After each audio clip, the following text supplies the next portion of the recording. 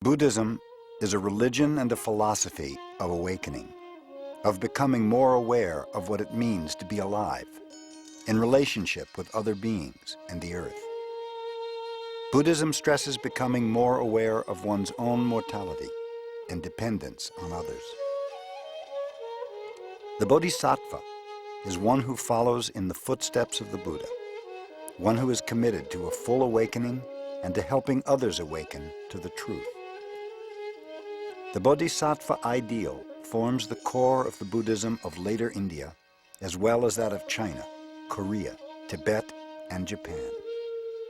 This program will examine briefly the elements of the bodhisattva ideal, such as the bodhisattva vow, the 6 paramitas, interdependence, emptiness and compassion, topics which form the key components of the bodhisattva's way of life.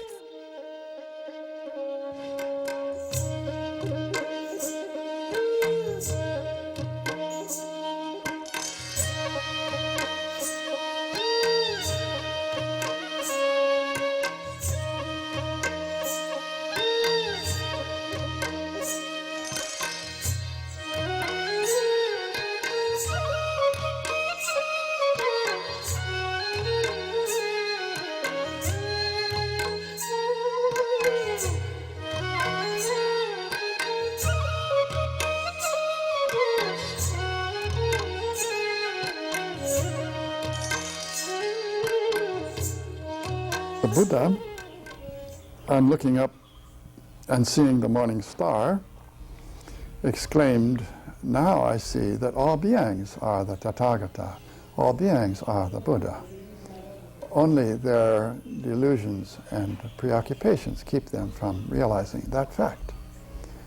In today's world, the pace of change is becoming accelerated and magnified. Many of the traditional institutions and boundaries of human life are quickly being eroded or superseded. Where traditional models of the family or community rites of passage once provided guidance and a sense of belonging, the decay of these institutions has often left in its wake a sense of confusion and hopelessness, and uncertainty about what the future may bring. This breakneck speed of communication and technological development has thrust us into a new and different world, where the boundaries of place and time are also breaking down. Today, world nations and economies are more interdependent with each other than ever before, and yet to the average person, these global changes have not been fully integrated into the basic fabric of their behavior. Although logically it is clear that we must depend upon one another for our survival, older paradigms of blame and paranoia remain difficult to overcome. Our interdependency is much now stronger, greater. Say now modern economy. Now no longer, I think, the one nation's economy, but I think rather global economy. And environment, also global issue. So therefore, because of that, this is, I think, the reality, the circumstances. Now, I believe, the concept of we and they is almost gone. I think even for our own interest, our own bright future, you have to take care about others' future. In our modern Western society, great emphasis is placed upon material prosperity. Although the acquisition of the latest innovations in material goods and services may provide some relative satisfaction in the short run, ultimately it can give way to a greater sense of dissatisfaction and malaise. We run the risk of becoming addicted to consumption in various forms and unable to be content with simpler pleasures. Is it clear that people nowadays, as we come to the end of the 20th century, that people, the societies who have benefited by science, have greater compassion than people prior to the rise of modern science? Is it clear that we have deeper wisdom, greater empathy, greater loving kindness, a deeper sense of responsibility? Is it clear that we're happier mentally? Is it clear that we're more content? And I would have to say no to all of the above. Because clearly, although it has benefited us in physical ways, in material ways, it's not at all clear that it has benefited us in any way, spiritually or mentally. In some of the most advanced, technologically, scientifically advanced countries in the world, you find that's where the highest suicide rates are. In the modern society, we become too much materialistic, and we are almost suffocating because of too much, materials and busy work, busy, society, busy and noisy society, and we feel something lacking, especially some kind of spirituality. We need spirituality to live as human beings. The great emphasis that the modern world has placed on material values may also be the cause of a growing backlash of interest in trying to relearn and reconnect with spiritual traditions as an antidote to the stresses and strains of modern life. As part of this trend, there's been an explosion of popular interest in Eastern philosophies such as Buddhism, which provide alternative ways of looking at the world, and therapeutic practices such as meditation and yoga, which provide a means for alleviating and channeling stress in productive and life-affirming ways. People may embrace Buddhism as a religion because it helps them to explain and cope with the difficulties they face, or they may embrace the practical side of Buddhism with its range of techniques which actively help to promote peace of mind and contentment in a stressful world. Whatever the reason, one thing is clear. There has been a tremendous upsurge of interest in Buddhism and its forms and practices in the modern West.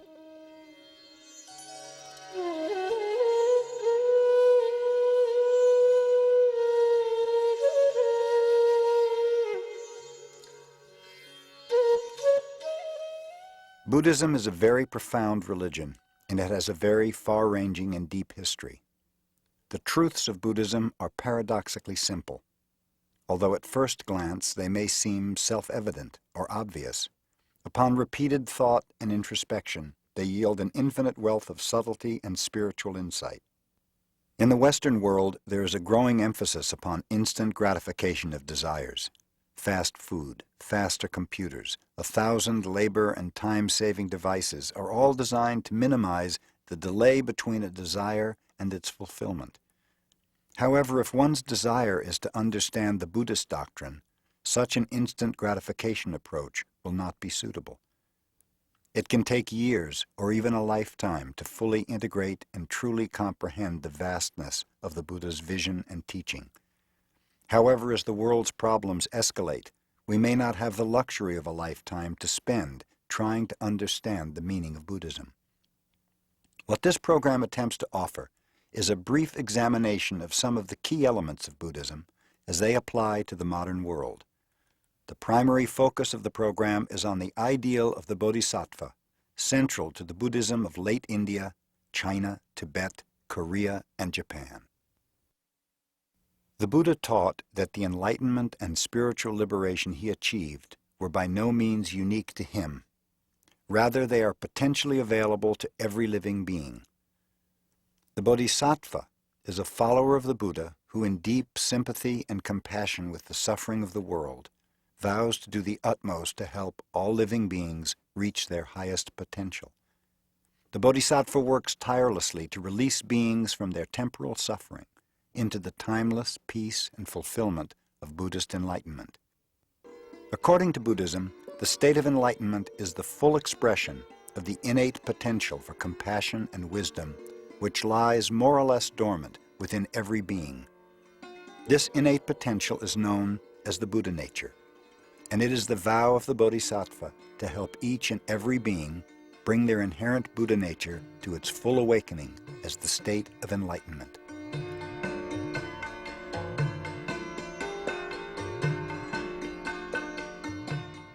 Roughly 2,500 years ago, the Prince Siddhartha, the man who would become the Buddha, after realizing the pervasive nature of suffering in the human condition, left his opulent palace with all its sensory pleasures.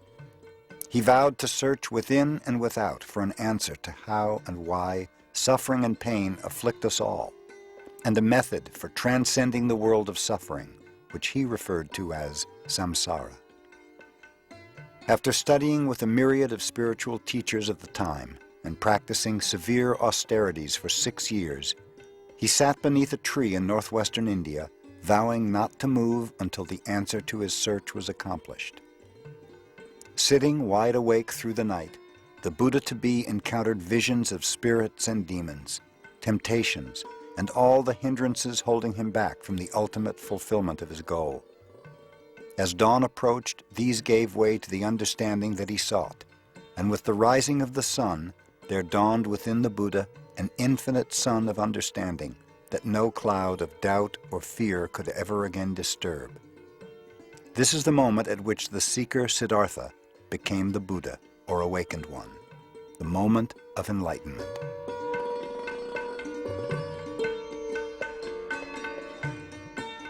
The truth that the Buddha realized was so profound that he felt initially that it would be impossible to convey to others. Gradually, however, he was able to formulate it into a corpus of teaching which he transmitted to thousands of disciples during his lifetime, and which remains the source of spiritual guidance to millions of people to this very day. It is said that the Buddha preached 3 cycles of teaching during his life. In the first teaching, he emphasized the unsatisfactory nature of life and the necessity of turning away from desire and addiction to the senses and their objects. This teaching was largely directed towards the monastic community that grew up around the Buddha, individuals who were willing to cut all their ties to society in order to follow the Buddha and actualize his message.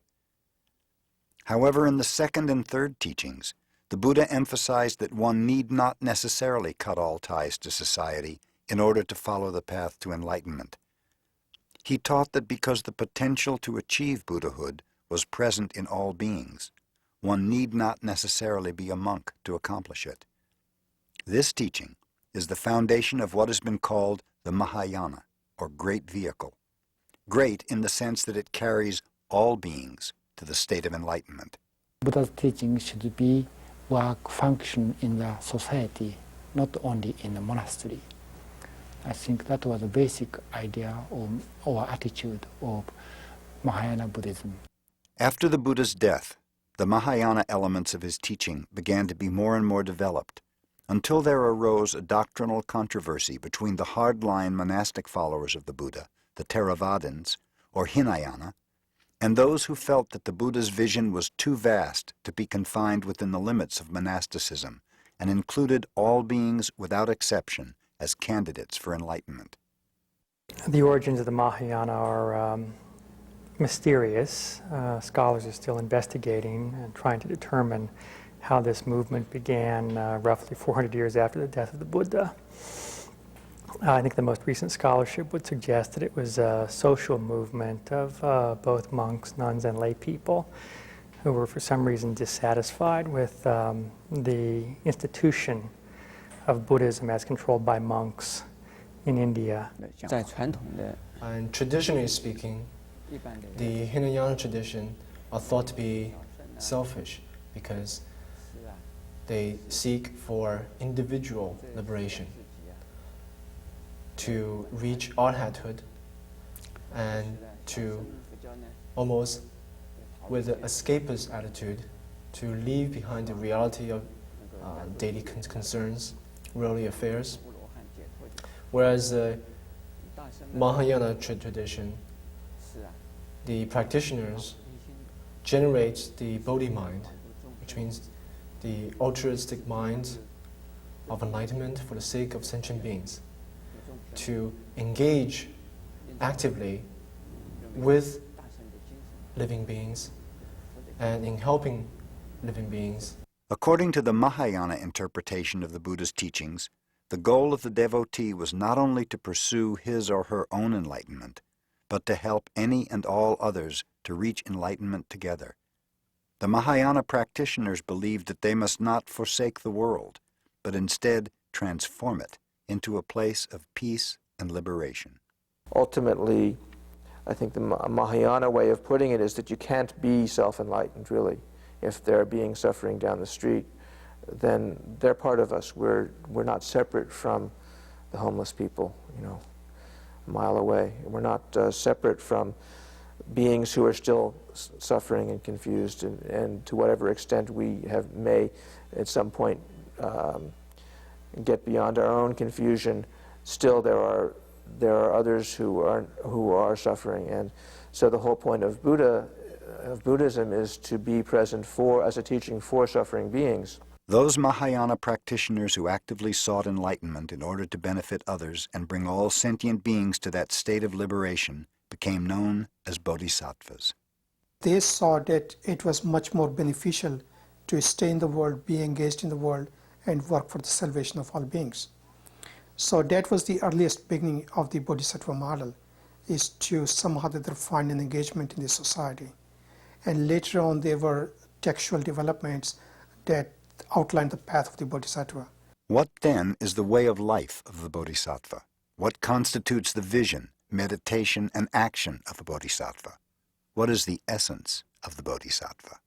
Bodhisattva means, actually the one who is seeking the ultimate enlightenment for the benefit of all sentient beings.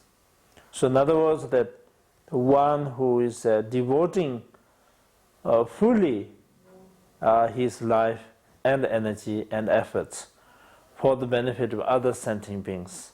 In the Chan tradition, whenever a person has made a vow to deliver sentient beings, others will refer to him as such and such bodhisattva.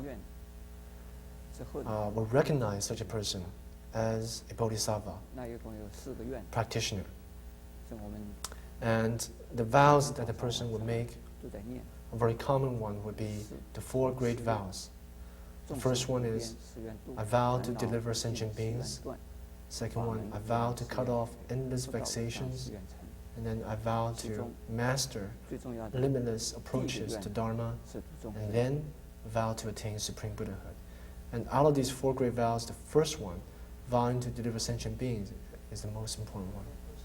The bodhisattva is one on the path to realization, one who is realized, and one who is realizing with others. It has the 3 implications. The bodhisattva ideal is the aspiration to be realized with all beings and not to put your own path ahead of theirs.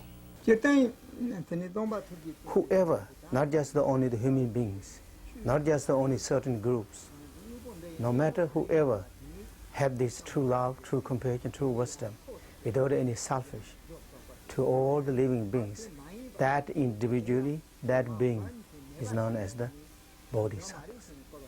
I think the whole idea of the bodhisattva is getting bigger. It's making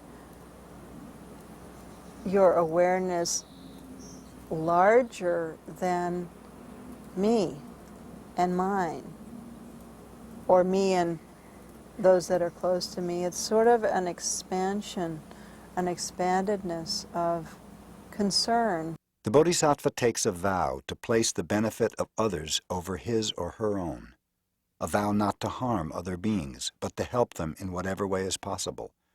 A Buddhist monk takes the vows not to kill, steal, lie, to refrain from intoxicants, and these are known as the vows of individual liberation, because by keeping them, one is led ineluctably towards nirvana. However, in the Mahayana, the observance of the bodhisattva vow takes precedence over these vows. One of the vows that you take is the willingness to break these other vows if necessary in order to help others.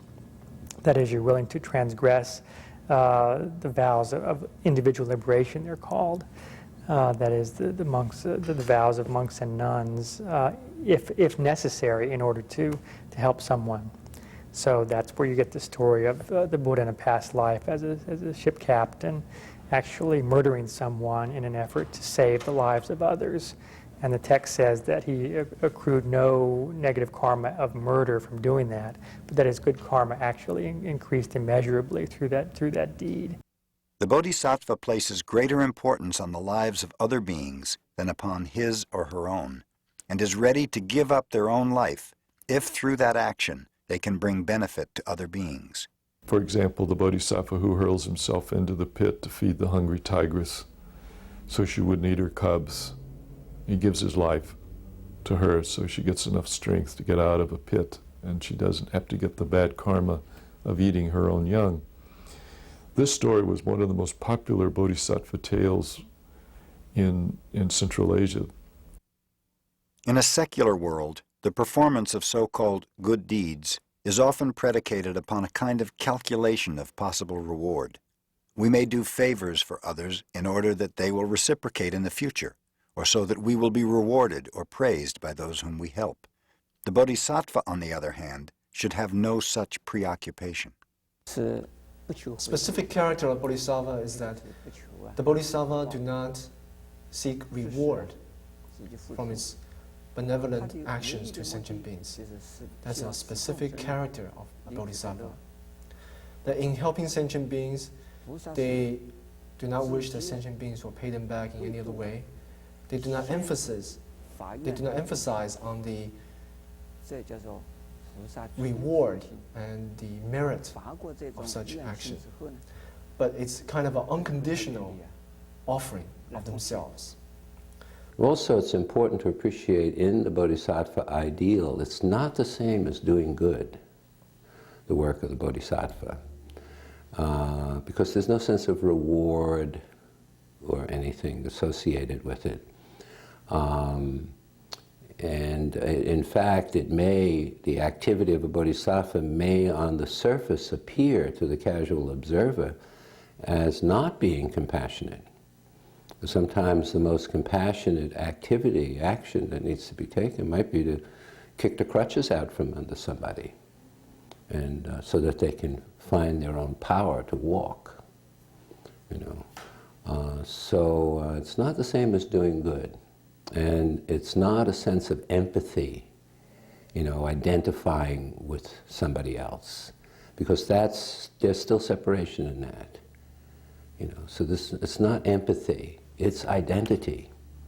Self and other are one. The first step on the bodhisattva path is to generate what is called bodhicitta, which is often translated as the mind of enlightenment. Without this, one cannot truly be said to be a bodhisattva. Bodhicitta is a recognition of the pervasive nature of suffering and distress amongst living beings, and an unshakable resolve to take all beings beyond that suffering. According to Buddhist doctrine, each of us has been cycling through innumerable rebirths in which we have all met with the universal sufferings of birth, old age, sickness, and death.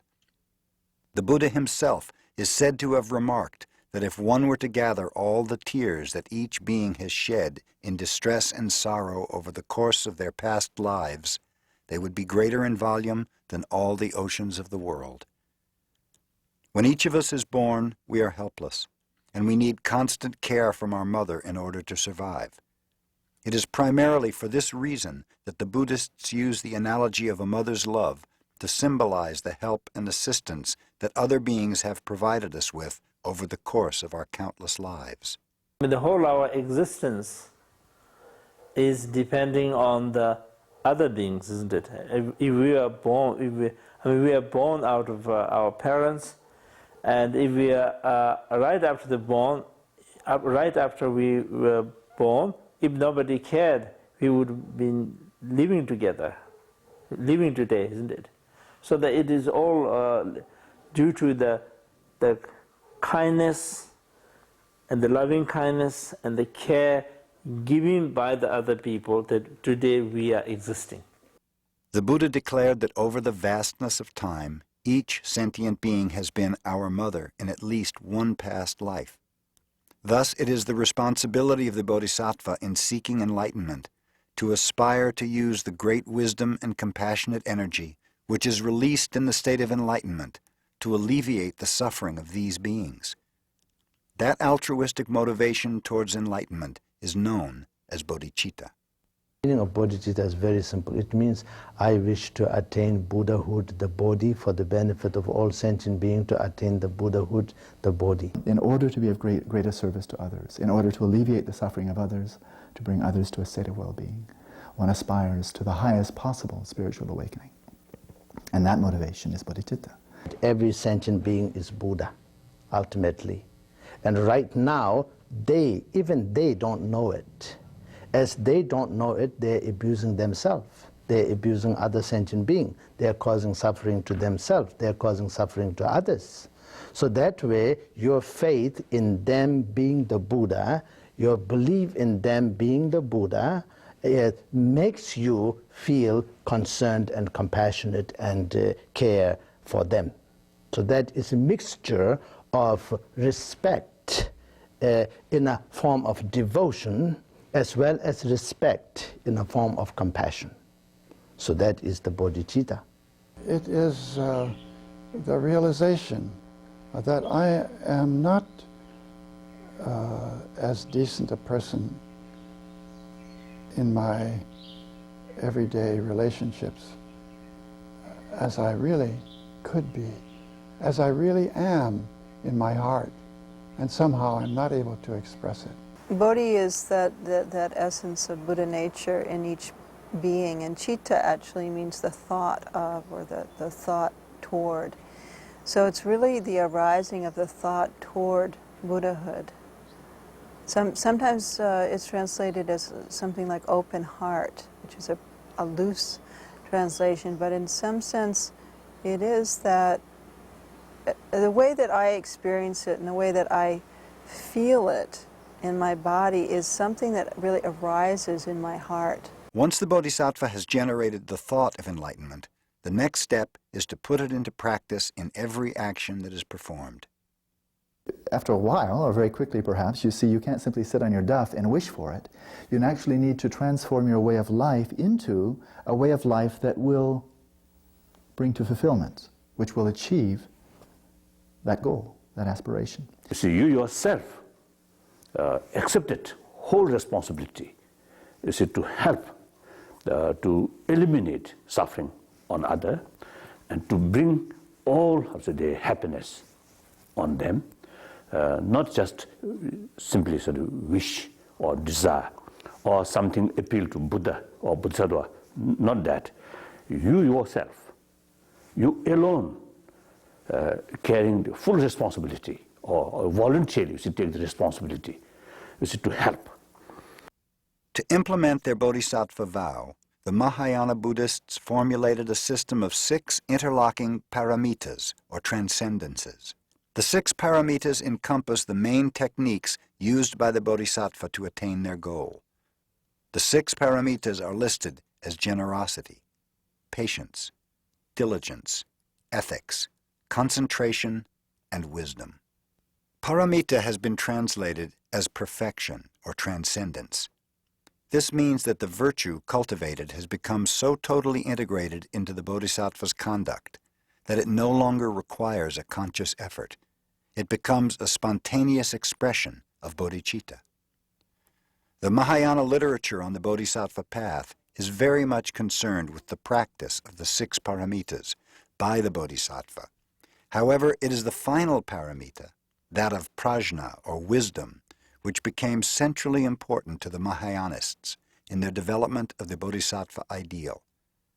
The perfection of wisdom, or the prajna paramita, is the subject of much of the great early Mahayana literature, such as the famous Heart and Diamond Sutras.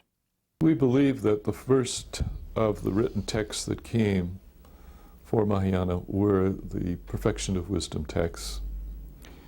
The oldest perfection of wisdom text that we know about was a translation made in 179 of the Common Era in China. And that one is the text which is sometimes called the Perfection of Wisdom in 8,000 lines.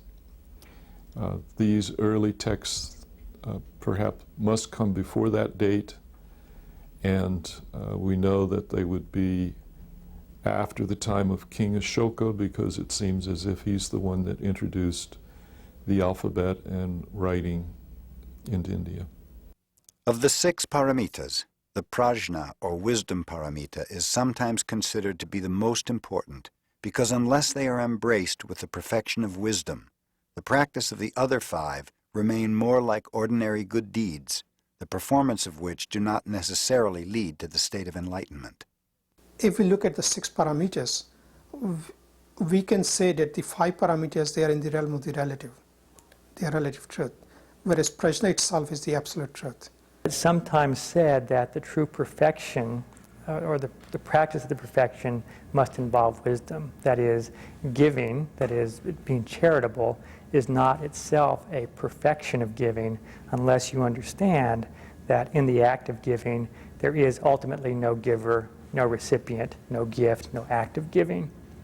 That is, that emptiness, that wisdom has to qualify the ethical deed in a sense to make it a true perfection of that ethical deed. Any serious attempt to get at the heart of the bodhisattva's way of life must include an understanding of prajna and its relationship to the other 5 paramitas. One way to see this relationship is that prajna is the core of wisdom, while the other 5 represent methods for implementing that wisdom in action. By solely practicing these 5 without practicing the wisdom paramita, which is in essence the guiding principle of all the Buddhist practices, is likened to a ship going out to the ocean. It has all the equipments, but is missing something very essential. It's missing a compass, and it's missing a map.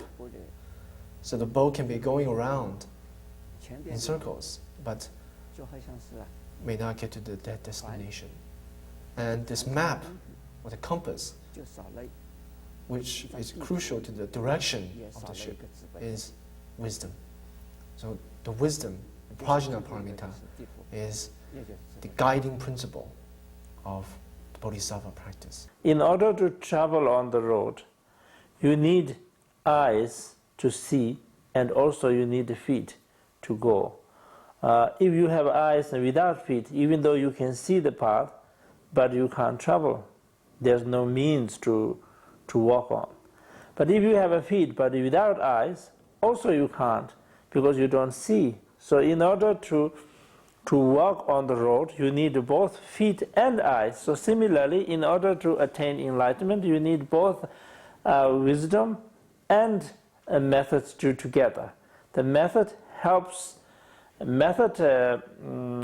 Accumulates the merits that merit helps to rise the wisdom, and wisdom also helps to make the method perfect. Just as like bodhisattva practice, we almost is included into the what is known as the 6 perfections. And all these 6 perfections becomes only perfection when it is linked with the 6th one, which is the perfection of wisdom. Although it is perhaps clear that the prajna paramita is an absolutely crucial element of the bodhisattva path, the nature of prajna itself remains elusive. How is one to correctly understand the perfection of wisdom? You can have wisdom through study, wisdom through contemplation, and wisdom through meditation. But the perfection of wisdom means wisdom that realizes the true nature, or the absolute nature of all phenomena, the ultimate reality. The wisdom that realizes the ultimate reality is the perfection of wisdom. It's the understanding, and generally taken not as merely an intellectual understanding, but something much more intuitive that is brought about through the process of meditation. And it's that wisdom which destroys ignorance by seeing that there is no self, there is no intrinsic nature anywhere.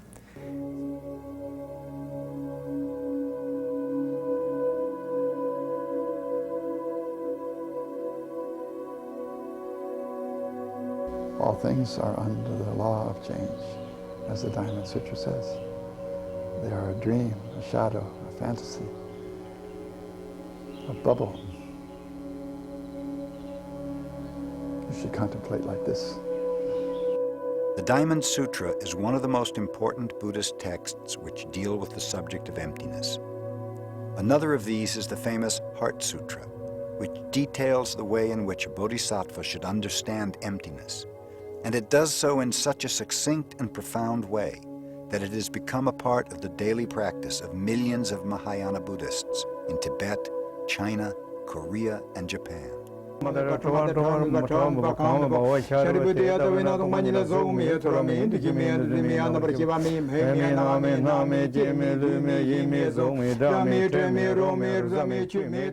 the Heart Sutra, it declares that understanding emptiness is the key to Prajnaparamita, and that all those who wish to reach the goal of enlightenment must realize that all phenomena are essentially empty. What exactly does this mean?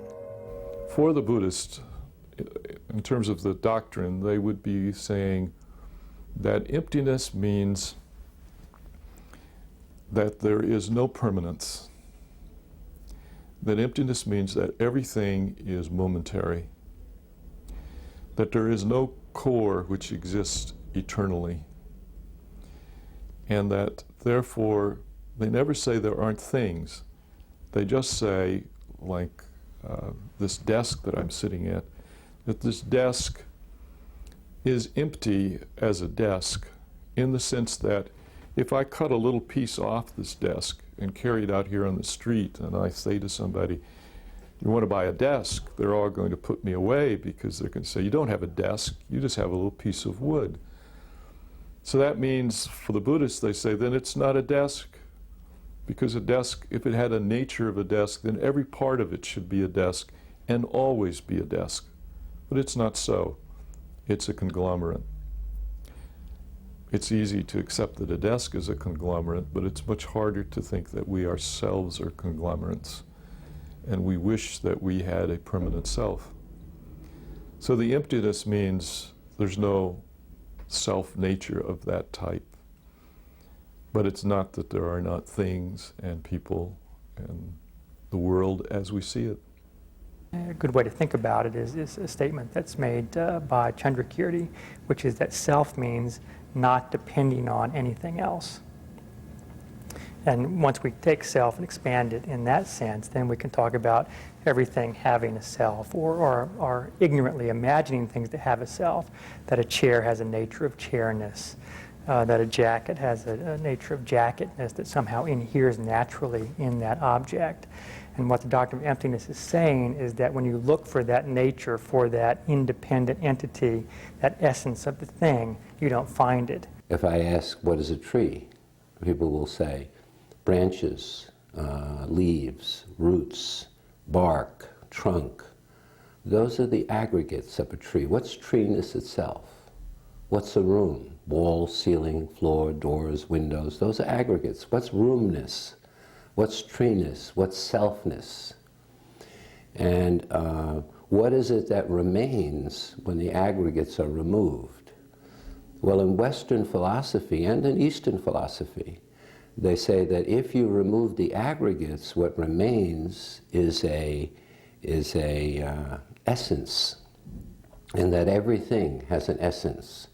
A tree has an essence, a room has an essence, and a self has an essence.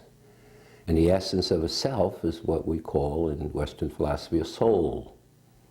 Right? So each thing has its essence. Well, the experience of the Buddha was when you go very deep into yourself, beyond the aggregates, what you find is nothing. There's nothing there. Although it appears, for us it is real. You know, you can hear, you can touch, you can see, you can feel about it. But when you try to examine, everything is created with the causes and the conditions. When the causes and conditions get together, things do appear. For example, in the dreams, the best example is the dreams. While we are dreaming, it is as real as this life. In your dream also you can feel happy, sad, sufferings, all kinds of feelings you can have. But when you are awake from your dream, nothing is there, not even a sign of what you saw in your dream. So similarly, this life is also, although while we are experiencing this, it's just like while we are dreaming, it looks very real. But all this is, everything is created with the cause and condition. Anything that is created with the cause and condition is impermanent, and anything that is impermanent is emptiness. It doesn't mean empty pocket or empty jar. I think the word is difficult in English, but it's really the understanding that there is no one thing that makes a person or a thing what it is, that it's an interdependent combination of factors that creates every being and everything, and then we name it, and we tend to give it an inherent existence when we name it and think that it is a solid thing. And we do this, of course, with ourselves as well, when in fact we are kind of a stream of ever-changing interdependent reactions.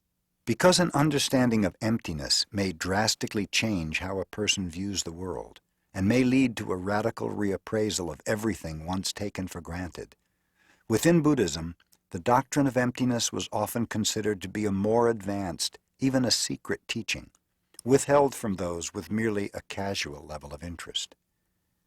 The reason that the doctrine of emptiness was usually only taught to those ready to receive it was because its subtlety makes it easily subject to misinterpretation. For example, emptiness has been mistaken for nihilism by some critics of Buddhism. Emptiness is probably one of the most misunderstood parts of Buddhism, because a lot of people feel that when the Buddhists speak of emptiness, they mean a kind of nihilism, that there is nothing.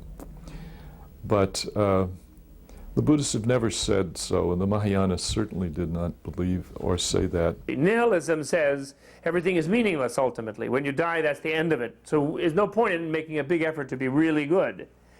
You might as well be really bad if you can get away with it, because it's going to all be nothing in the end, you see. That's the disease of nihilism that we all have, you see. It's like cynicism comes from that disease. We don't matter, we don't care. We can't possibly make it up to the Indians. We slaughtered all of them, so now let's forget about it and just bury them even more.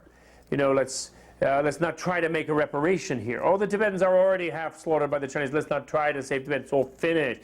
All this has to do with nihilism, that people, oh, I already killed 6 people. Why don't I kill another 30?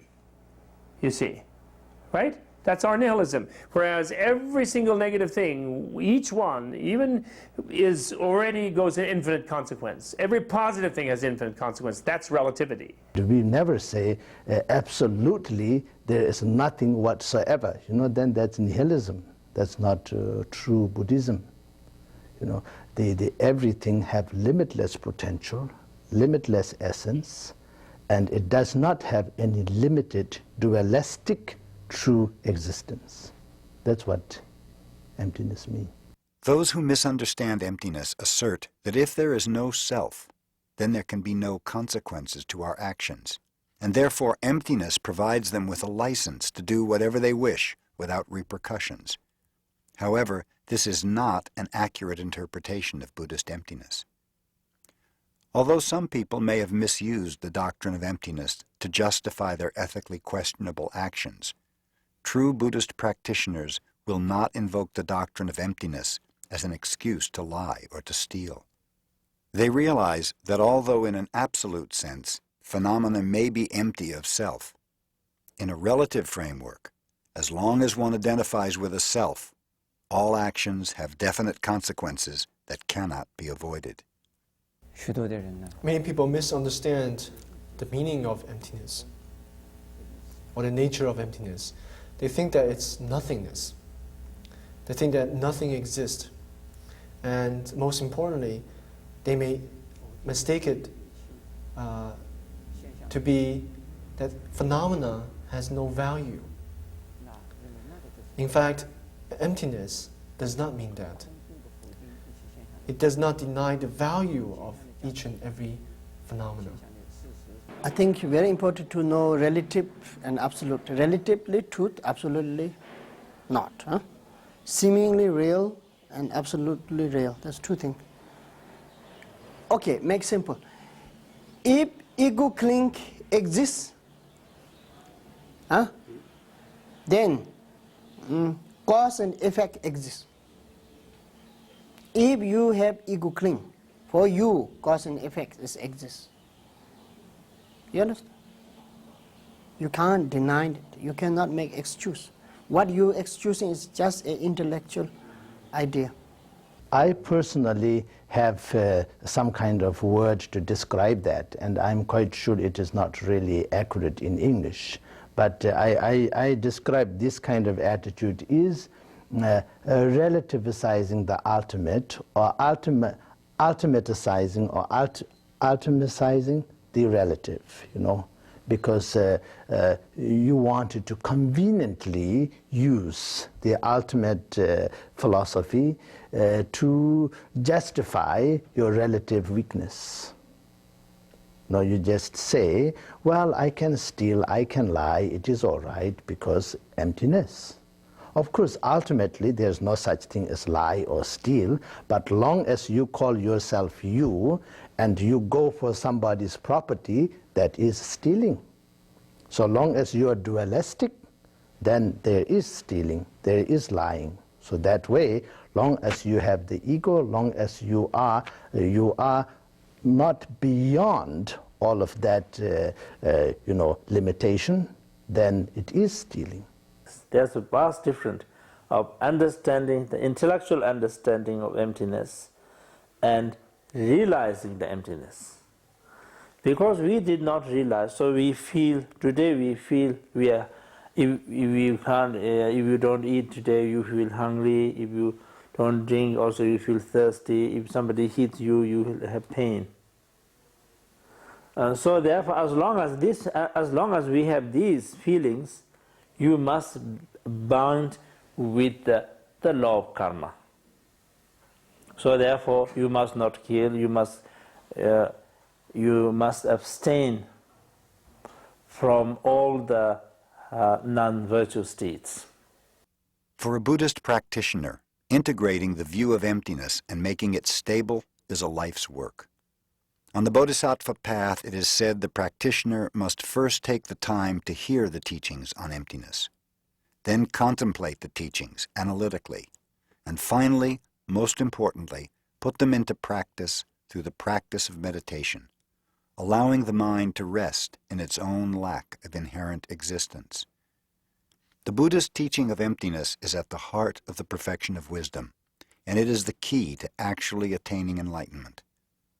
Emptiness has been likened by the Buddhists to a kind of supreme medicine, which is capable of curing all the sicknesses of desire and attachment to the world and its temptations. So just how does the medicine of emptiness work to counteract delusion?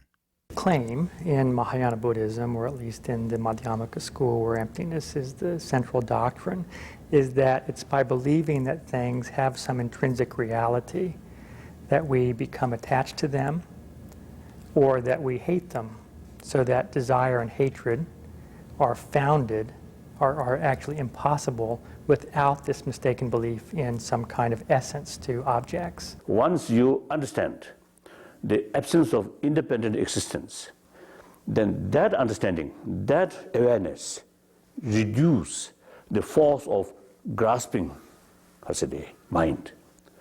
Once that reduce, then you see when things appears, good things or bad things appears. Yes, you accept this is good, this is bad, but there is no such strong sort of grasping, feeling. It is through the solvent of that emptiness that we come to beginning to have a real deeper sensitivity of our relationality with things. And then we no longer can be stuck in, really fastened around something that we own or we have to have or we can't have or whatever, or really mainly stuck around ourselves. Frees us from that. By understanding emptiness, the bodhisattva becomes less self-centered and more aware of the suffering of others. The bodhisattva derives great strength from the realization that everything is fundamentally interrelated and codependent. What's realized is that this body and mind is the body and mind of the universe. What happens to the universe happens to me. It becomes a very personal matter. I mean, the hole in the ozone layer is my ozone layer, you know, my Earth. Because it's over New Zealand and producing cancer in New Zealanders doesn't mean that it's not my responsibility and it's not my concern, you know. So because you realize that self and other are not separated, it becomes a necessary imperative to take care of everything, not just yourself. It's all yourself. Then you realize your harmony with your fellow man, and also objects, inanimate and animate objects, that you and them are the same. So you wouldn't want to kill anybody because you'd be killing yourself as well.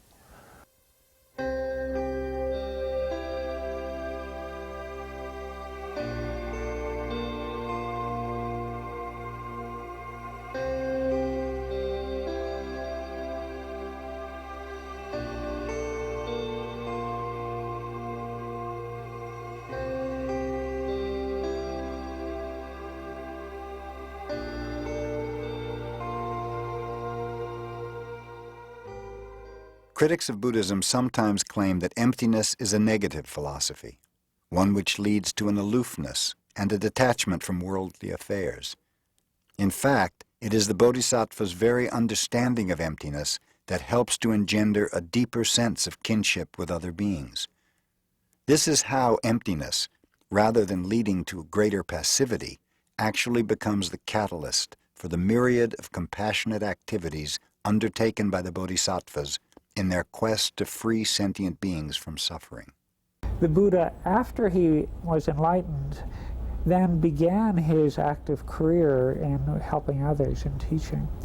So seeing emptiness and emptying oneself of false attachments, the next stage is to then see how others are suffering based upon their attachment to things as if they were enduring and of importance. Or when you have the more understanding of the emptiness, then your love and compassion will grow more.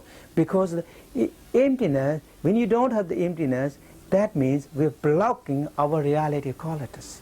We kind of disturb our original structure of the emptiness, or original structure of the true nature. Nature with the grasping, clinging, holding, and self and others, all that kind of, there's so many layers put over the nature, and it's not really allowing to radiating fully the nature of the mind. So when you discover the meaning of the emptiness, as we discussed earlier, emptiness means freedom. Emptiness is great openness. It's a relaxing status.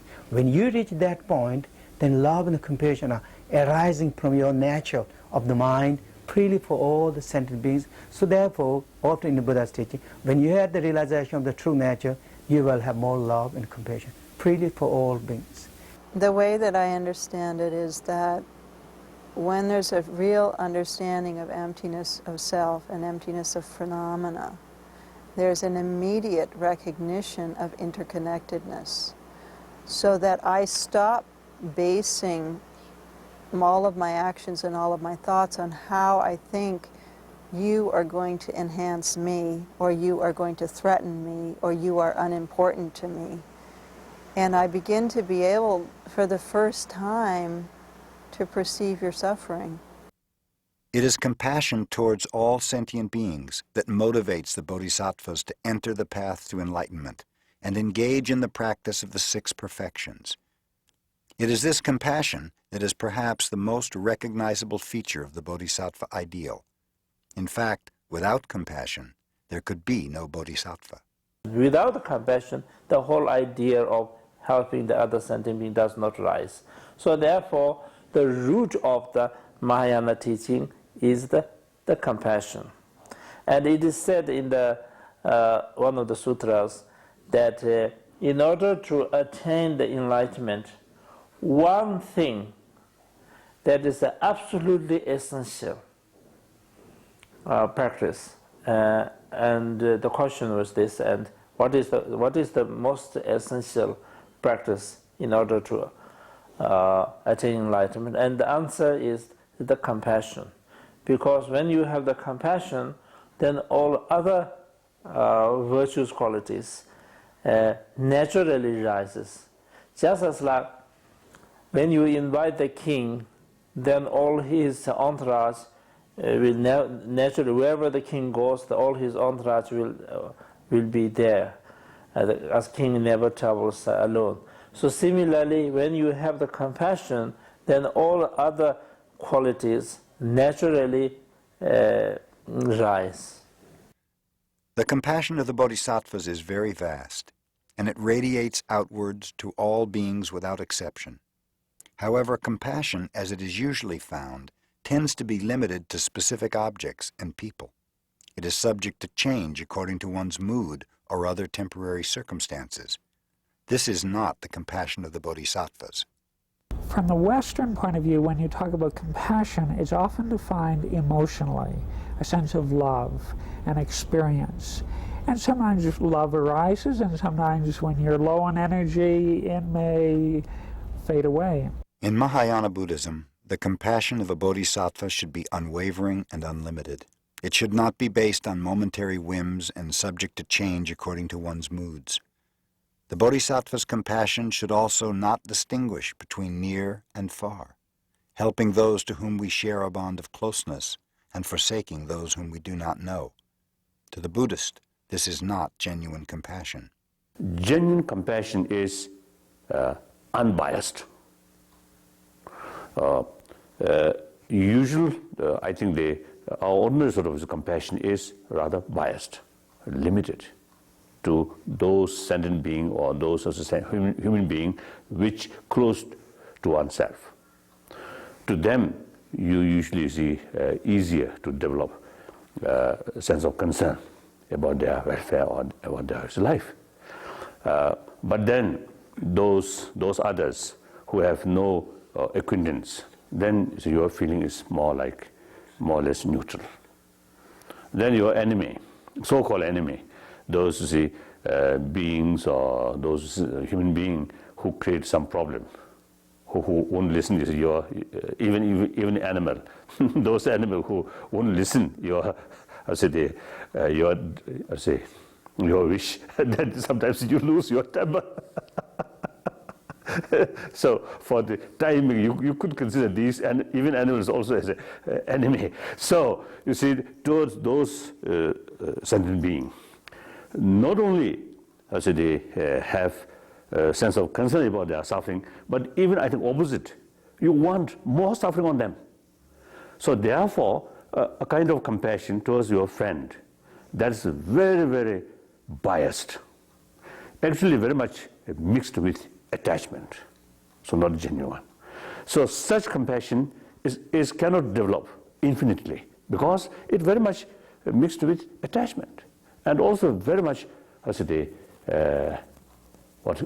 subjective, your own mental projection. This is so long you feel okay, then you feel that kind of sense of concern. As soon as you feel something wrong, whether true or not, that is a closeness feeling no longer there. We care someone, but not everybody. Especially who like you like them. Especially whom you need, so you love them. And tourists not much care. And if you have enemy, if they're a little suffer, you're happy. Rather than being based on attachment, the bodhisattva's compassion is built upon the recognition that other sentient beings, by their very nature, are fundamentally interconnected and related. All sentient beings are linked by the fact that they are subject to the universal sufferings of birth, old age, sickness, and death, and it is this recognition that motivates the bodhisattva's compassion. So the genuine compassion is not on the basis of, you see, something which close to me or which something dear to me, not count on that, but rather, you see, that being, or sentient being in general, or particular human being, just like myself, you see, who do not want suffering, yet, you see, suffering is there. So on that basis, develop some kind of sense of concern, sense of caring. That is genuine compassion. Now that, because, you see, on the basis of the recognition or realization that others also just like myself. So irrespective whether the other's attitude towards you, positive or negative, doesn't matter. That is something different thing. The basis of the development of that compassion or sense of caring, a sense of concern is recognition. Others also have the right to overcome suffering. On that realization, you see, develop sense of concern. That genuine compassion, which unbiased, that even if it goes up to your enemy also. Someone falls, you pick them up. There's no sense of separation between self and other.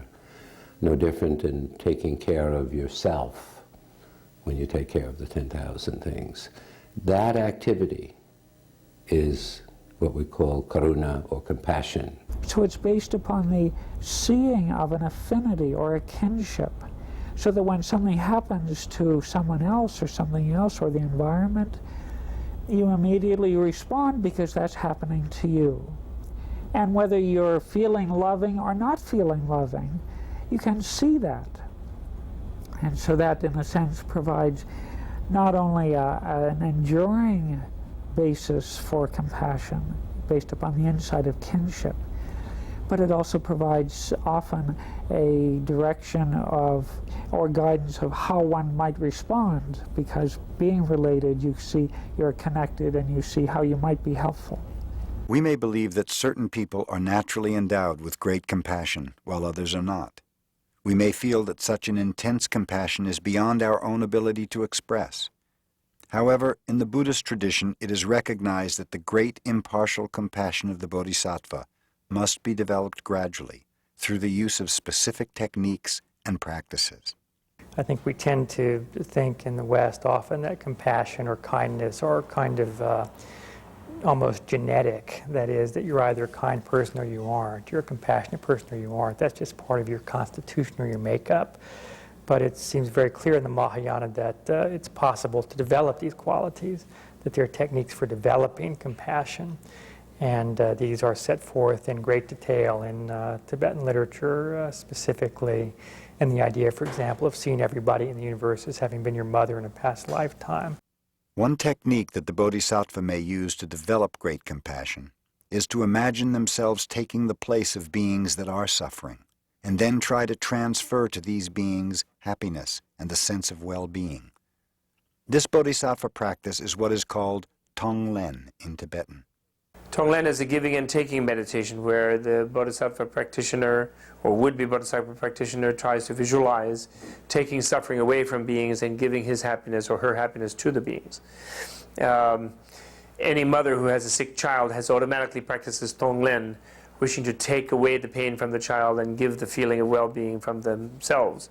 And it's just a magnification of that meditation. The bodhisattva compassion is something fairly unique. It's not only do I want you not to suffer, but I will do anything to take away your suffering. I will do anything to even take that suffering upon myself. So it's an incredibly active quality. It's more than just inside the mind feeling pain for somebody. It's actually putting yourself on the line and doing anything that needs to be done to take away the suffering of others. And that's the unique quality of a bodhisattva. The bodhisattva practitioner will not shy away from difficult people and circumstances. Just the opposite.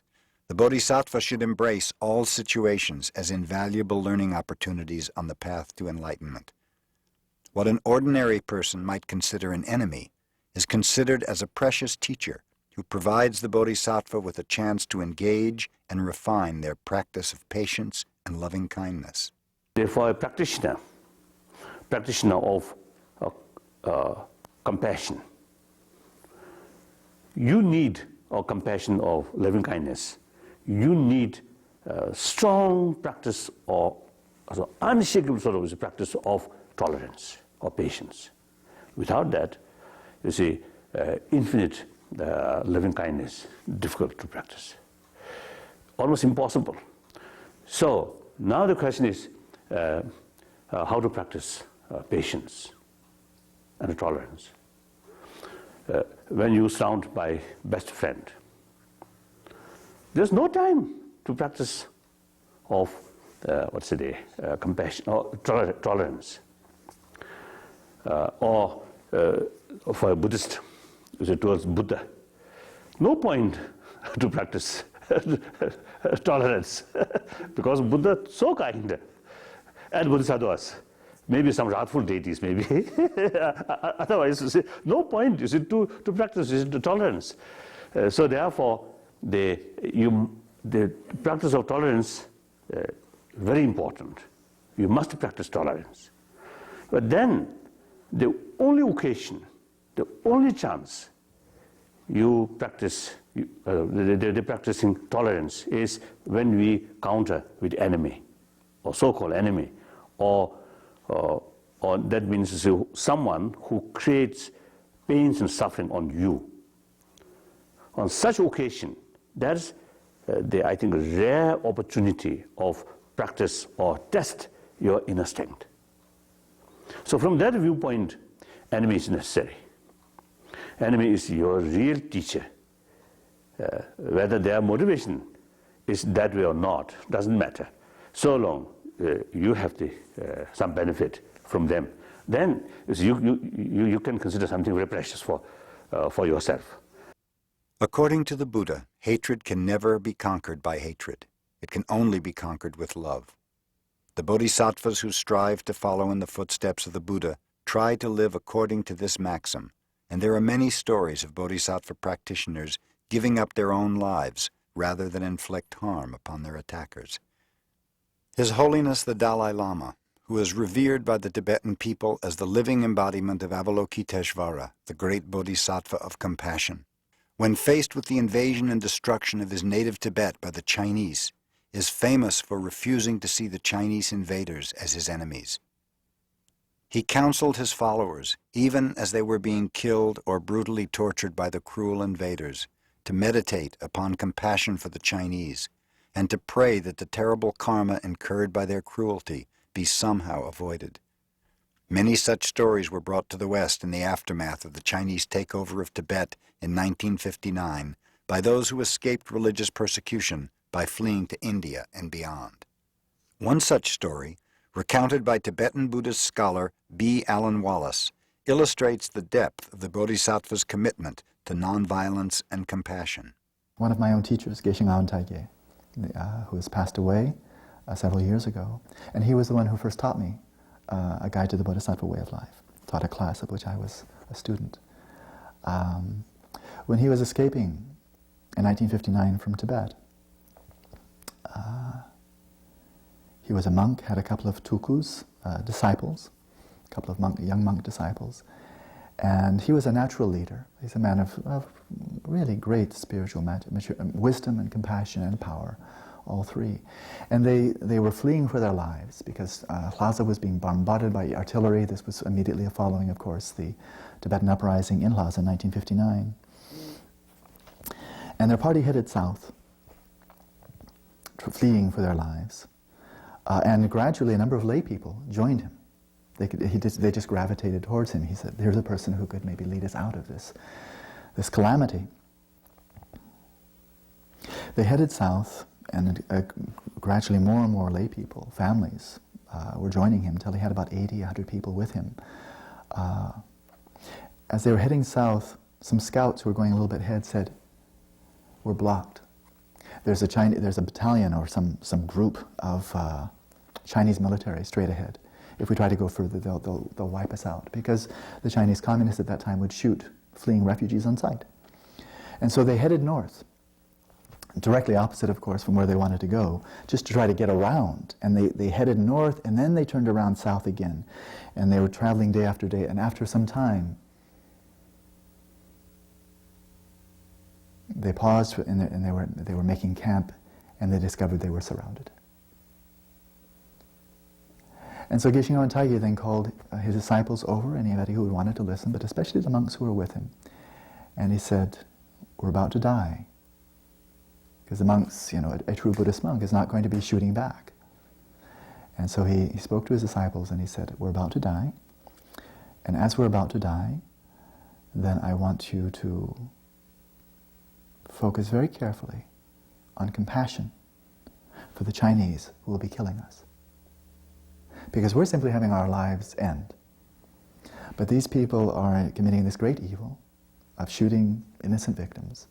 And in so doing, the negative karma from this will be horrible. They will suffer terribly in future lifetimes from this. So as you die, be meditating on compassion for those who are killing you. Now, of course, I wouldn't be able to tell this story, nor would he, had he not escaped. It turned out they were able to slip through, and they escaped. But that is the quality of a bodhisattva.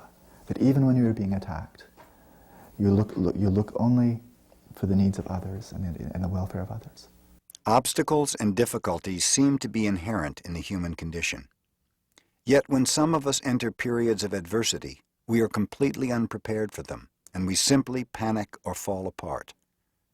Often the attitude with which one meets with adversity is more important than anything else.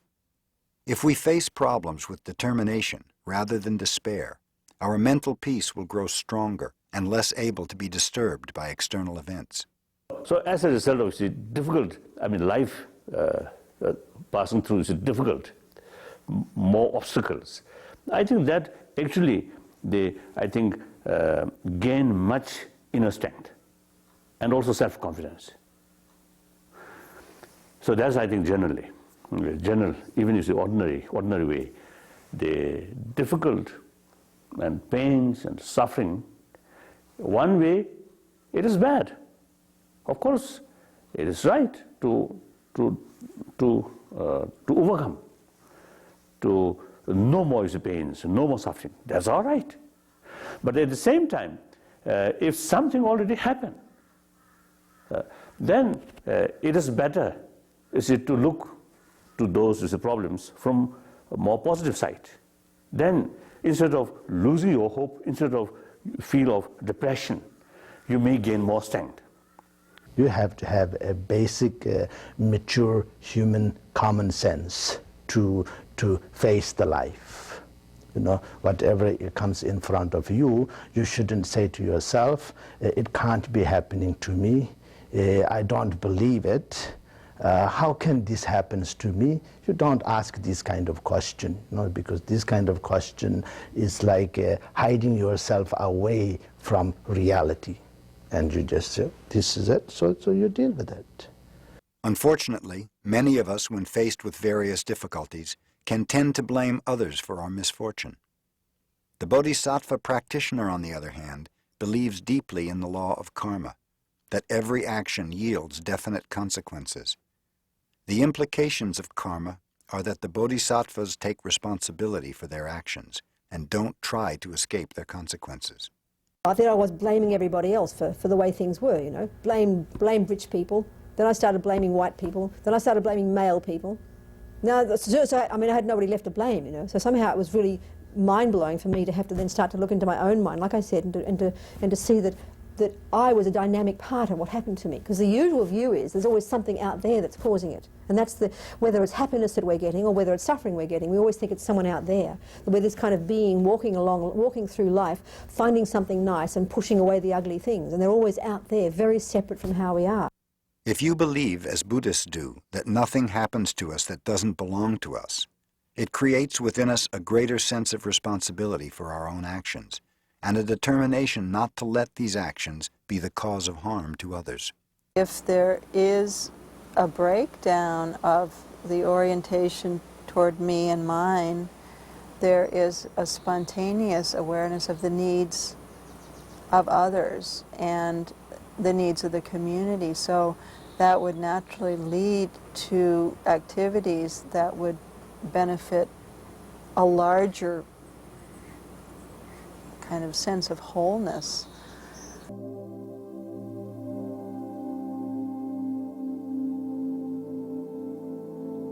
Since the very early history of the Mahayana, the bodhisattva path has been traveled by thousands and thousands of aspirants, and in their search for enlightenment, they have turned not only to Shakyamuni Buddha for inspiration, but also to a number of cosmic bodhisattvas who exemplify the perfection of bodhisattva activity. The lore and iconography of these supreme bodhisattvas, such as Avalokiteshvara, who exemplifies the compassion of the bodhisattva ideal, or Manjushri, who embodies wisdom, is a very rich element of Mahayana Buddhism and a very important one. Avalokiteshvara is like a number of bodhisattvas who are quite different from Shakyamuni, in that we do not have stories of their lives. They are eternals, I think, and those eternals are become really important in later Buddhism. One way of looking at them is to look at them as celestial beings who are beyond time and space. The other way of looking at them is as archetypes, and that's the interpretation that I personally prefer most. So both Avalokiteshvara and Manjushri, they are iconic representations of these two qualities, of these two archetypes of wisdom and compassion. And the Mahayana idea is that these qualities are present in each human being. These two beings, they offer that possibility of rooted in limitless wisdom and limitless compassion. So in that sense, they are archetypes, iconic representations. So there are these great archetypal bodhisattva figures, Manjushri, Samantabhadra, Avalokiteshvara, Maitreya, Jizo. In the East Asian tradition, there are others in the Tibetan tradition, and of course they take different forms in different cultures, Guanyin and Chenrezig and so forth. Anyway, all of these great cosmic bodhisattvas exist as kind of examples of perfected or nearly perfected bodhisattva activity, and a lot of them are said to, in folklore, are said to incarnate in various historical people or just in ordinary kind of anonymous people in the folklore and stories. The most famous and universally revered of the great bodhisattvas is Avalokiteshvara, the bodhisattva of compassion. Avalokiteshvara can also be regarded quite legitimately as the divine embodiment of the compassion of all of the Buddhas. In other words, not something that is limited in any way, but is just that, the embodiment, the representation, the archetype of the compassion, the unlimited, unconditional compassion of all Buddhas. The name Avalokiteshvara has been translated as meaning the Lord who looks down, but it has the sense of one who hears the cries of the suffering beings in the world and is always ready to respond to them with compassion and aid. Avalokiteshvara is known in Tibetan Buddhism as Chenrezig, where he is often shown in a four-armed manifestation. In China, Avalokiteshvara becomes Kuan Yin and is depicted in a female form. In Japan, Avalokiteshvara is known as Kanzeon or Kanon. In the Lotus Sutra, an early Mahayana scripture, it is said that Avalokiteshvara can appear in any of 33 different forms. So Guanyin could take many forms. So it could take male forms, but also female forms. It could take the forms of humans or of animals or spirits. It could take many diverse forms, whatever is helpful. Conversely, the devotee can say that anything that has been of help to them is the presence of Guanyin in their lives. So Guanyin moves from being perhaps just a person to being really the pervasive and diffuse sense of compassionate power in the universe and in our lives. One famous form of Avalokiteshvara is the 11-headed form, which also has 1,000 arms. Each hand has an eye in its palm. It is told that when Avalokiteshvara took his vow to aid all sentient beings, he swore that if he ever gave up that vow for even a second, his head and body should crack into 1,000 pieces. During one moment of frustration, he doubted whether it would in fact be possible to liberate all sentient beings, and at that moment his body fragmented into 1,000 parts. Then his teacher, the Buddha Amitabha appeared and put all the parts back together as the 11 heads and 1,000 arms, and instructed Avalokiteshvara to, from that time forward, give rise to even greater bodhicitta than before. The 1,000 arms also symbolize Avalokiteshvara's ability to help beings with a myriad of different compassionate methods. Avalokiteshvara's vow is to aid all sentient beings in their time of distress, to relieve their suffering in whatever way is possible. When a Buddhist encounters difficulties and they somehow find help, they may consider that aid as a manifestation of Avalokiteshvara's mercy. Every time a motorist breaks down on the side of the road and another motorist stops to help them, that's Kanon Bodhisattva, Avalokiteshvara Bodhisattva, manifesting herself in the form of a motorist. Another of the most important bodhisattvas is Manjushri. Manjushri is the bodhisattva who embodies the wisdom of the Buddha and is most often depicted holding a sword and riding on a lion. Manjushri is a symbol of wisdom or prajna, which sees impermanence and egolessness. And the statue of Manjushri often has a sword to cut off the ignorance. And Manjushri often sit on the lion like that. That means lion was a symbol of Buddha's teaching. And in Zen tradition, as I said, Manjushri is enshrined in almost all the Zendo, because our Zazen practice is nothing other than the practice of prajna, sitting in meditation, or Zazen itself is practice of prajna. That's why Manjushri is enshrined in the Zendo. Manjushri is often invoked by the Mahayana Buddhists as an aid to developing greater wisdom and insight into reality. Although we have the seed of the wisdom everybody possesses, as everybody has the Buddha nature, but in order to awake that seed, you need the conditions. And the most effective condition to awaken this seed, wisdom seed, is to invoke the blessings of the Bodhisattva Manjushri. In the Buddhist lore, Manjushri is famous for appearing in many different forms, and he is said to be able to assume any form which is necessary in order to teach beings and give them insight into the Buddhist way. Sacred to Manjushri is the mountain Wu Tai Shan in China, where he is said to reside. Aspirants come from far away to pay homage to Manjushri, and it is said that he has been seen there even to this very day, sometimes appearing in the form of an old man or peculiar lights in the sky. One story, recounted by Taigen Daniel Layton, illustrates Manjushri's miraculous activity. One of the temples on Wu Tai Shan, they were having a feast for the monks, and usually these feasts were open, people could come from the surroundings, lay people too. But the idea in Asia of lay people giving food or giving material assistance to monk practitioner was that they would get great merit from it. So the donor for this great feast was a little begrudging of the food for the lay people. He thought he would get more merit from feeding the monks. And there was a ragged homeless person, homeless woman who was pregnant, who asked for more food for her baby. And the donor got very irate and said, no, you can only have one helping.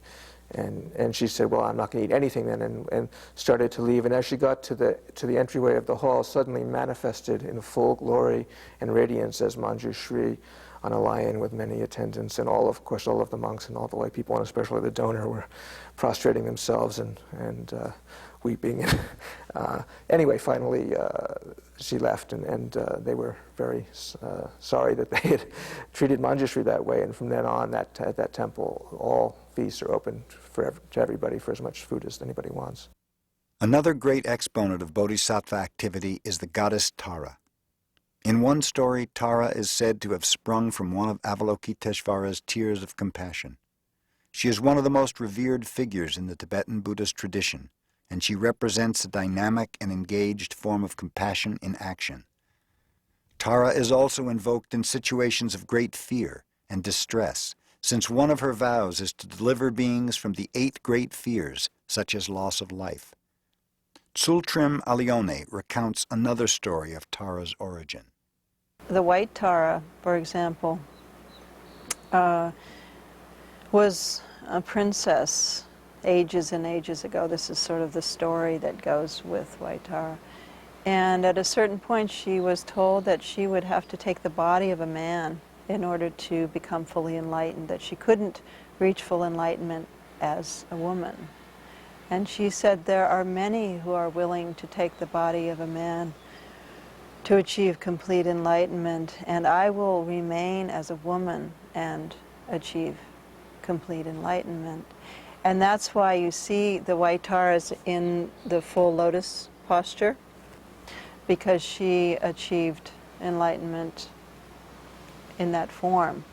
So that's one form of Tara.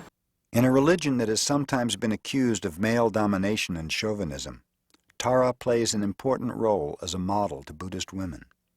We need models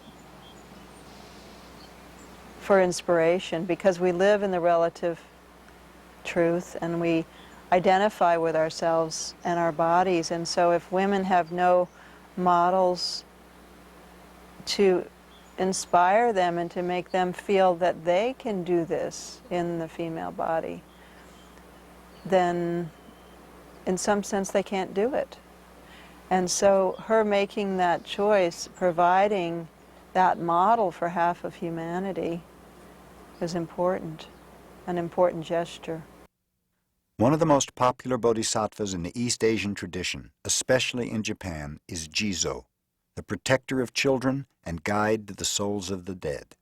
Jizo is the bodhisattva, the earth storehouse, or the earth womb bodhisattva, and especially popular in Japan, also China, but in Japan he's almost as popular as Kannon, the bodhisattva of compassion. In Sanskrit his name is Kshitigarbha, so I think of him as the earth mother bodhisattva, even though he always appears like a male monk with a shaved head. But he's particularly involved in the earth and down to earth and involved with common people. The time of death is a time of great fear and uncertainty, a time in which for Buddhists the aid of the compassionate bodhisattvas will be invoked. Jizo's vow is to help beings after death to find their way through the shadowy underworld toward a positive rebirth. Jizo Bodhisattva took a vow to help all beings who are transmigrating in the 6 realms. So in Japan, by the graveyard, there are 6 statues of Jizo Bodhisattva, because people may go one of them, and wherever they have to go, Bodhisattva will help them. So Jizo Bodhisattva are not enshrined in temples or shrine room, but it's outside on open field. And also many of Jizo Bodhisattva statue was built on the roadside for travelers. Travelers are like people transmigrating in the 6 realms. They have, hard time. Jizo is also known as a protector of children and is prayed to whenever a child dies or when a Japanese woman has an abortion or miscarriage. Jizo takes care of all beings in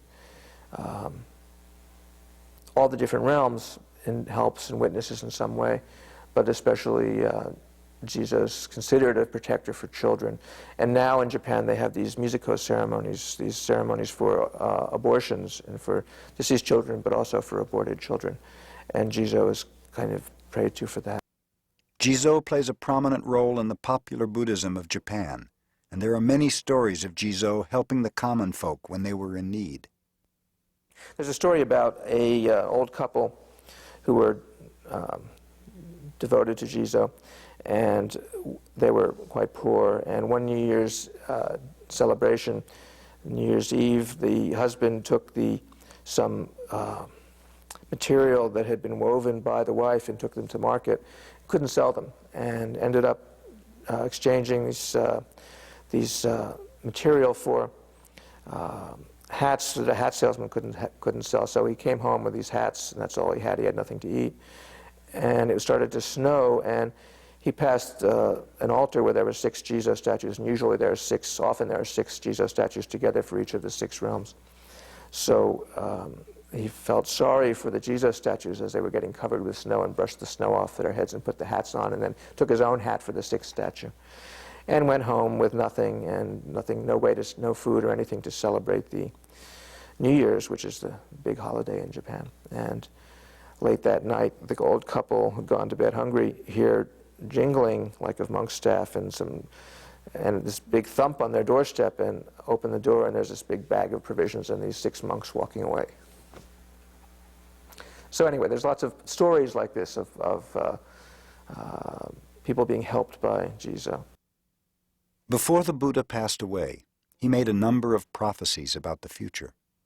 In one of these prophecies, the Buddha indicated that one of his disciples, Maitreya, would be the next Buddha. Buddha prophesied 1,000 Buddha to attain enlightenment on this earth, in this eon. And in that, Lord Buddha prophesied Lord Maitreya as the 5th Buddha. That means future Buddha. Buddha Shakyamuni was 4th Buddha, and Lord Maitreya is the 5th Buddha. And according to some of the common calculation, I believe is about 2 million years away from now. In the future, the Lord Maitreya will be enlightened and will become the future Buddha.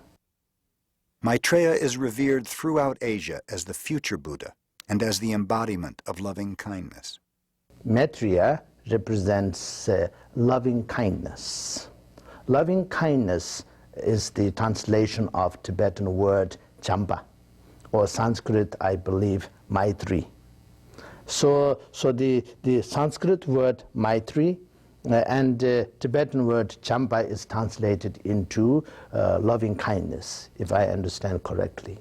And it means may all sentient beings be happy and develop and practice the cause and conditions of happiness and joy.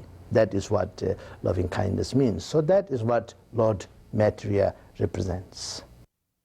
Although these are some of the greatest bodhisattvas, the lore and iconography of Buddhism is full of stories and representations of other great bodhisattvas, such as Samantabhadra, Vimalakirti, and many, many others. These great bodhisattvas act as archetypes of perfected bodhisattva activity and show that it is possible to traverse the bodhisattva path to its end and benefit countless beings. Great teachers of Buddhism are often considered as emanations of these great bodhisattvas. For example, His Holiness the Dalai Lama is considered by the Tibetan people to be the living embodiment of Avalokiteshvara. While Buddhists will not deny the efficacy of their prayers to the great bodhisattvas and the power of their blessings, ultimately they will also admit that these great bodhisattvas are in some way not separate from their own inherent Buddha nature.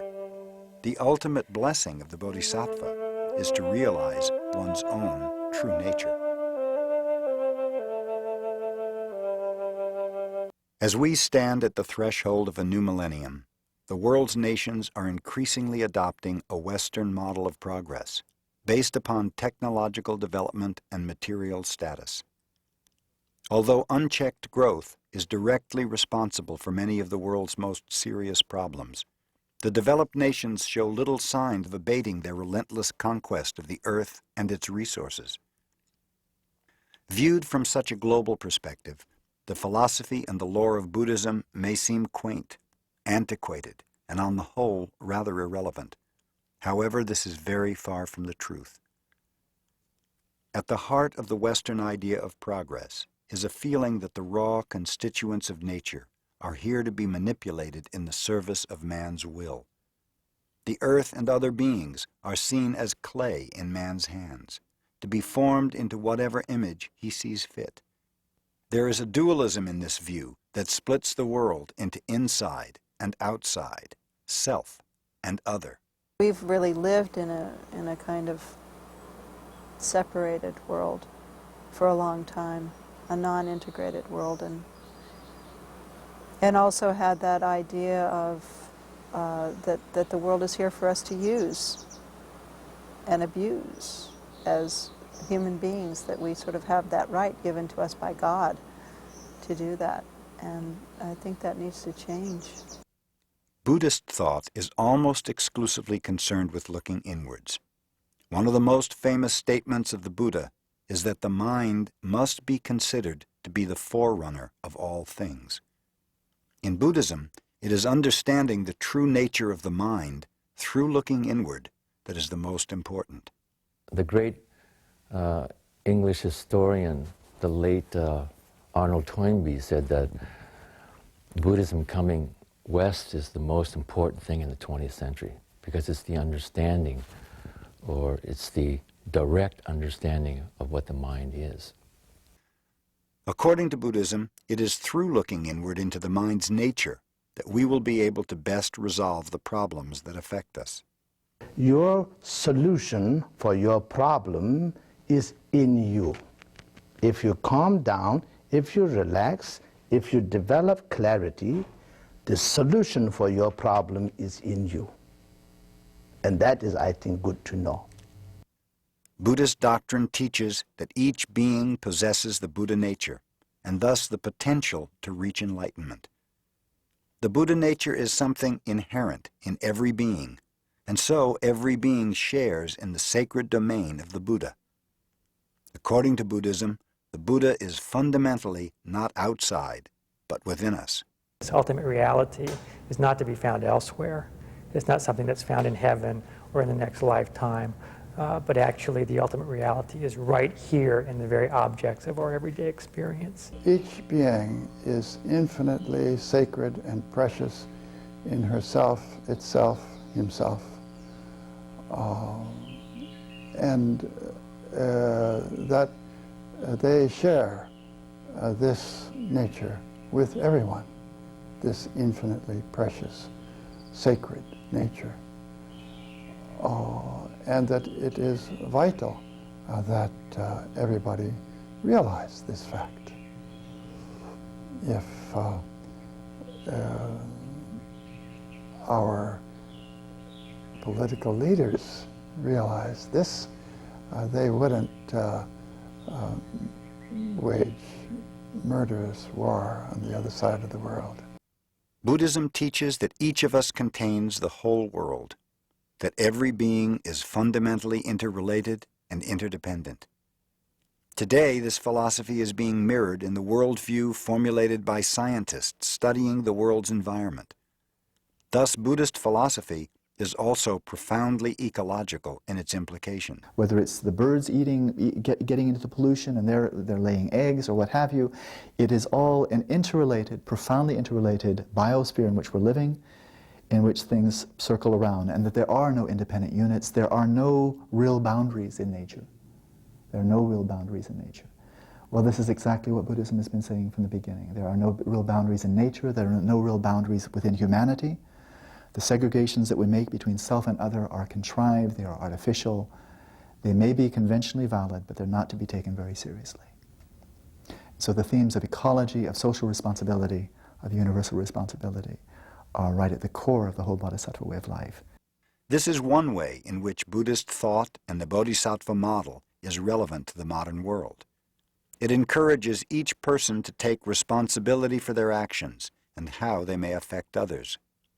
The only way this planet is going to be transformed is that when people really look at their own lives, personal lives, they look at the very ordinary actions in daily life that people engage in, and to pay some attention to what kind of actions those are and what consequences there are. we live in this culture which has 6% of the population of the world and consumes 44% resources of the world.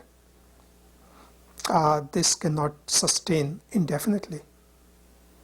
So something has to change if people in this culture are going to take any role in saving this planet or transforming the consciousness of this planet. It has to begin with their own actions. Even if you do a small compassionate act that seems that even you'll practically die doing it and it won't really have a long-term effect, and you never know, maybe other people will still be nasty, nevertheless the fact that you did it will never be lost, because everything is infinitely interrelational and everything is endless in a sense, and anything positive therefore has an endless positive effect. If each person took more responsibility over their own lives and adopted a bodhisattva orientation, looking out for the welfare not only of themselves, but also the well-being of others, slowly a positive change in the world would develop. My own teacher, Yamada Roshi, likened it to a solution in a bowl. And you drop in a chemical, drop by drop, by drop, by drop, and nothing happens for a long time. Drop, drop, drop, drop, and then suddenly everything changes. One can only keep dropping. The Buddha's experience after his enlightenment under the Bodhi tree was that there are beings, suffering beings in this world, and is it possible to help them? And the Buddha decided to act in this world through the eyes of compassion, and the Bodhisattva is following the same model. So even though things are empty, there are suffering beings in the world, and if it is possible for any person who has this understanding to act in ways which are helpful and which are compassionate, then this is the job to be done. Simply understanding the ideas which make up the Buddhist worldview is not enough. Anyone who aspires to tread the bodhisattva path must go beyond conceptual understanding to a deeper integration of these ideas through putting them into practice. It's important, I think, in all of these not to see them as static philosophies, but that Buddhist philosophy can only be rightly interpreted in the context of practice. And practice is a process, and that means there will be an evolution and a change of understanding as one moves through it. Until that which has been realized, has been actualized in everything we do, in the way we drive a car, raise a child, grow a garden, maintain a relationship, until it's functioning there, realization is not yet complete. One need not be a Buddhist or become a Buddhist to follow the bodhisattva path or derive benefit from Buddhist models and ideas. The main thing is not to change your name. The main thing is to change your mental habits, cultivate your good heart. Do that as a Jew or a Christian or a humanist even. Whatever you are, make your habits better, make your mind better. Then think later or something about whether I'll call myself this or that. A great teacher said to a student who asked him, "How may I enter the path?" The teacher replied, "Can you hear the sound of the mountain stream?" And the monk said, "Yes, I can." And the teacher said, "Enter there." For those who wish to follow the bodhisattva path, the most important thing may be to stop and listen. Listen to the teachings and their message. Listen to the teachers and their instructions. And ultimately, to listen to the sound of our own true nature and deepen the experience of the sacred dimension of our lives.